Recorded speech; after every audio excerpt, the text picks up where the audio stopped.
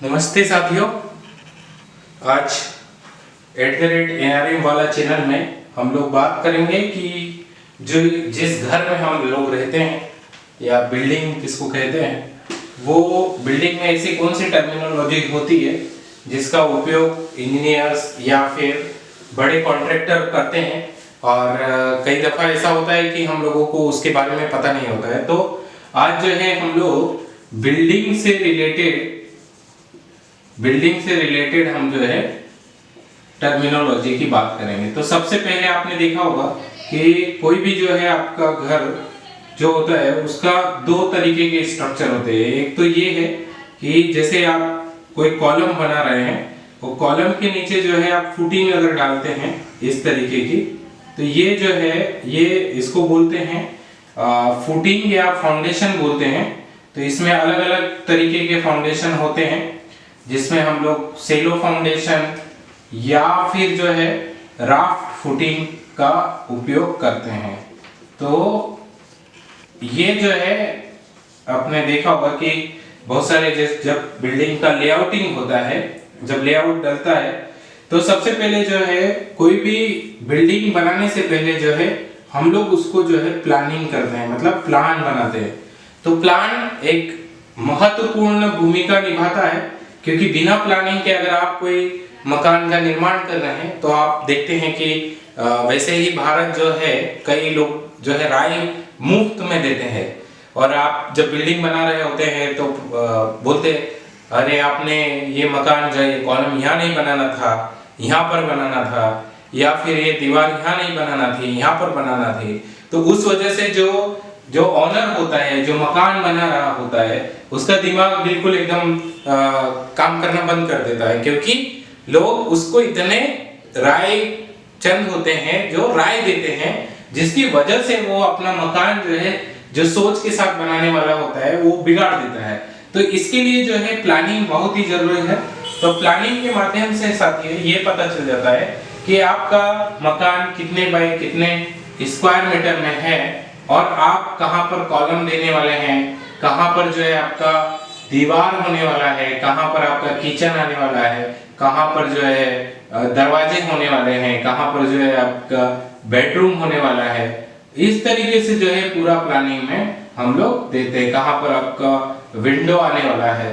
तो ये सारी प्लानिंग जो है हम लोगों को पूरा मैप में पता चल जाता है कि इसका क्या होगा। तो देखा होगा आपने कि कभी इंजीनियर जो नक्शा देता है तो उसका जो है एक एरो का निशान बन के एन बना देता है। एन का मतलब ये होता है कि आप कभी भी किसी भी चीज को नक्शे में जब देखते हैं तो ऊपर की जो दिशा होती है वो हमेशा उत्तर की दिशा होती है, और ये जो होता है वो पूर्व की दिशा होती है, ये जो होता है ये वेस्ट की दिशा होती है, और नीचे जो है साउथ की दिशा होती है। तो इस तरीके से जो है नक्शा बनाया जाता है। तो प्लानिंग बहुत ही महत्वपूर्ण है।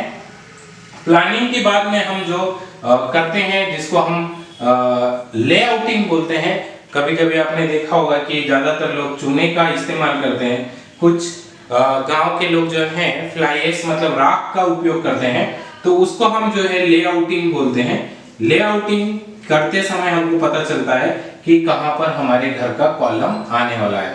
तो दो टर्मिनोलॉजी हो गई, प्लानिंग, लेआउटिंग हो गई, और तीसरा है कि हमें कितना बड़ा मकान बनाना है, उसमें कितना खर्चा लगने वाला है, तो उसको हम लोग जो है एस्टिमेशन बोलते हैं। एस्टिमेशन से पता चलता है कि अनुमानित आपका जो है मकान का कितना लागत जाने वाला है, ये एस्टिमेट बताता है। तो इसको हिंदी में जो है प्राक्कलन बोलते हैं। और ये जो है आपका प्लानिंग मतलब योजना, और लेआउटिंग मतलब होता है कि आपका रूपरेखा बोल सकते हैं कि कहां पर आपका मकान का रूपरेखा किस तरीके के। चौथा जब हम बात करते हैं कि मकान बनाने से पहले हम जो है खुदाई करते हैं, और ये खुदाई कॉलम के लिए कहते हैं, तो उसको जो है हम लोग फाउंडेशन बोलते हैं। और फाउंडेशन बनाने के बाद में जब उसको भरा जाता है तो ये अलग अलग तरीके के, जैसे मैंने बताया सेलो फाउंडेशन होता है, राफ्ट फाउंडेशन होता है, तो इस तरीके से फाउंडेशन होता है। फिर हम तैयार करते हैं इसमें प्लिंथ। प्लिंथ का मतलब ये होता है, लोग इसको कुर्सी हाइट भी बोलते हैं कि मकान का हम जो है कुर्सी हाइट बना रहे हैं। तो ये कुर्सी हाइट बनाने के समय आपने देखा होगा कि कई लोग जो है इसमें पॉलीथीन का उपयोग करते हैं, और जो राफ्ट हम लोग ऊपर डालते हैं मतलब छत पर डालते हैं, वही राफ्ट लोग जो है कंक्रीट का नीचे भी डालते हैं। तो इसकी वजह से क्या होता है, लोगों को लगता है कि हम जो है अपने मकान का जो है एस्टिमेशन दुगुना कर रहे हैं, उसका लागत दुगुना कर रहे हैं, पर इसकी वजह से क्या होता है कि आपने देखा होगा कि मॉइस्चर ऊपर नहीं आता है, मतलब नमी ऊपर नहीं आते। गांव के लोग बोलते हैं कि हमारे घर में लोना आ गया है ना। तो ये जो है लोना को बचाने के लिए ये जो है राफ्ट काम करता है, और इसमें लोग जो है राफ्ट का मतलब सरिये भी लगाते हैं। तो ये जो होता है आपका प्लिंथ हो गया, और फिर होता है राफ्ट। ये राफ्ट डलता है, देन उसके बाद में जब हम ऊपर बनाने के समय आते हैं स्ट्रक्चर को, तो फिर हम जो है राफ्ट और हम लोग उपयोग करते हैं 7वें नंबर पे कॉलम। ये कॉलम होता है। कॉलम के बाद में जो है बीम, कॉलम को कॉलम ही बोलते हैं। कॉलम के बाद में जो है बीम होता है, और ये बीम जो है हॉरिजॉन्टल होता है, जिसको मतलब अगर हम बात करें वर्टिकल जो चीजें होती है बिल्डिंग में, मतलब वर्टिकल मतलब कि इस तरीके से जब होता है खड़ा कोई भी चीज है, जैसे कॉलम हो गया, और उसके ऊपर जो है सपोर्ट के लिए जो रखा जाता है उसको हम लोग बीम बोलते हैं। तो ये कॉलम हो गया, ये आपका बीम हो गया। तो कॉलम है, बीम है, देन उसके बाद में हम लोग जो शुरुआत करते हैं उस एरिया को हम जो है एंट्रेंस एरिया बोलते हैं, जिसमें कोई भी जब आता है उसका वेलकम किया जाता है।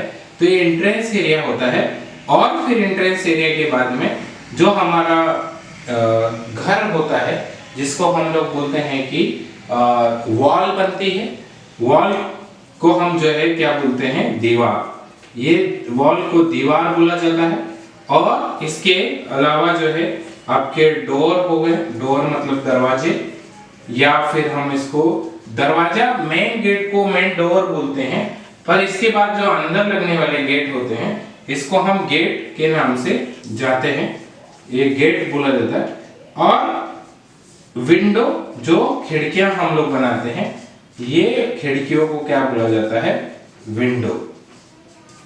वॉल का मतलब होता है दीवार, गेट का मतलब भी होता है दरवाजा, और फिर ये खिड़कियां होती है। और इसके बाद में अगर आप देखेंगे कि 14 नंबर पे हमारी क्या टर्मिनोलॉजी आएगी, तो 14 नंबर पे होता है आपका जब आप दीवार बना देंगे, कॉलम बना देंगे, बीम लगा देंगे, और इसके बाद जब आप क्या करते हैं कि ऊपर जो है छत जब डालते हैं तो उसको हम लोग बोलते हैं स्लेब। आप छत को जब ऊपर से आप देखेंगे तो इसको स्लेब या रूफ कहा जाता है, पर अगर किसी हाउस में नीचे से आप जब छत को देखते हैं तो उसको बोला जाता है सीलिंग।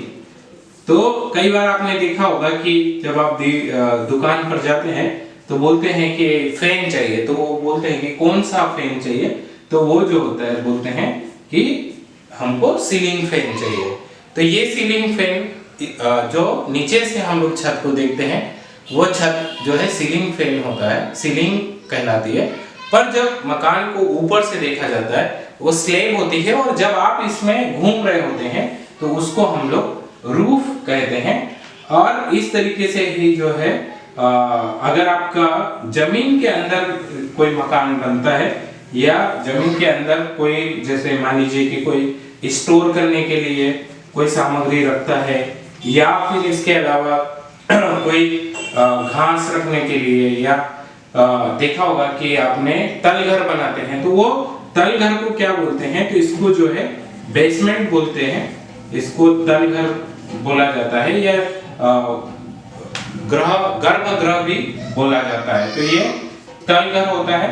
और फिर जो ग्राउंड से जुड़ा, मतलब ये मान लीजिए आपका जीएल लेवल है, जीएल मतलब ग्राउंड लेवल, तो ये ग्राउंड लेवल से अगर नीचे है तो इसको हम सब स्ट्रक्चर बोलते हैं, और सब स्ट्रक्चर को बेसमेंट के नाम से भी जाना जाता है। ये सब स्ट्रक्चर बेसमेंट होता है। और जब फ्लोर ऐसी होती है, मान लीजिए आपका घर यहाँ पर ऐसा इस तरीके से बना है, तो हम इसको जो है क्या बोलेंगे, कि ये ग्राउंड फ्लोर है और ग्राउंड फ्लोर के ऊपर जब बनता है तो उसको हम लोग क्या बोलते हैं, फर्स्ट फ्लोर। तो कई लोग जो है कंफ्यूज होते हैं कि फर्स्ट फ्लोर किसे कहते हैं, ग्राउंड फ्लोर कैसे कहते हैं। तो जो जमीनी स्तर से जुड़ी हुई जमीनी स्तर से जुड़ा हुआ जो मकान है उसको हम लोग ग्राउंड फ्लोर बोलेंगे और जमीनी स्तर से ऊपर जो बना है उसको हम लोग फर्स्ट फ्लोर बोलेंगे। तो दोस्तों उम्मीद करता हूँ कि आपको ये वीडियो अच्छा लगा होगा। प्लीज लाइक करें, शेयर करें, सब्सक्राइब करें। थैंक यू साथियों, मिलते हैं हम लोग नए वीडियो में।